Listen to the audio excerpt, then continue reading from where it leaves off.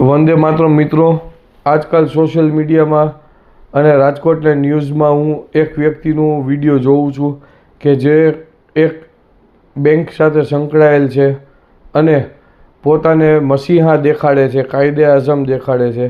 તો મારે એ વ્યક્તિને અત્યારે એક પ્રશ્ન પૂછવાનો કે જો તમને આટલી બધી સમાજ સેવા સૂઝતી હોય તો આપ આપની બેંકમાંથી આ બધાય દબાણકારોને હોમ લોન એલોટ કરો ને, કે જેથી કરીને એ કાયદેસરના સરકારી આવાસ યોજનાના માલિક બની શકે. તમે શું કામ એના માટે ખોટા મસીહા થઈને આટા મારો છો ભાઈ?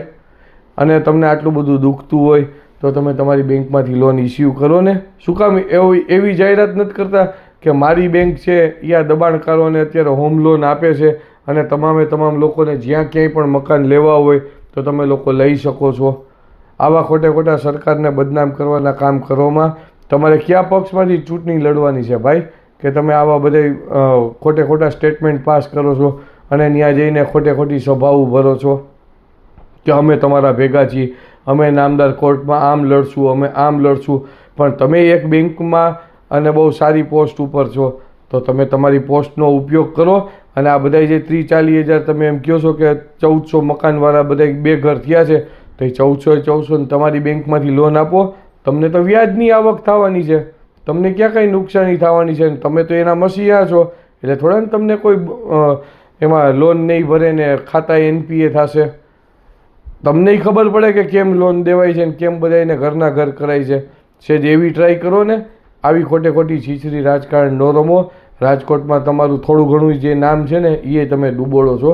એટલે આના માટે એક તમારા નાના ભાઈ તરીકે તમને સલાહ આપું છું કે જે સરકાર કરે છે એ બરોબર કરે છે, સરકારી જગ્યા ઉપરનું દબાણ દૂર કરે છે અને સરકાર છે એ રાજકોટ શહેરના વિકાસ માટે થઈને કામ કરે છે. તો એને એનું કામ કરવા દો. આવી ખોટું રાજકારણ ન રમો. જો તમારે કોઈ પાર્ટી પક્ષની ટિકિટ જોતી હોય તો એમ કહી દો ને કે ભાઈ મારે આ પક્ષમાંથી લડવું છે.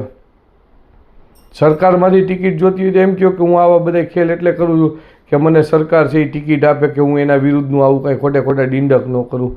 મને તમારામાં રાહુલ ગાંધીમાં કંઈ લાંબો ફેર દેખાતો નથી. બરાબર? આ મારી વ્યક્તિગત માનસિકતા છે જે હું તમને કહું છું. નમસ્તે.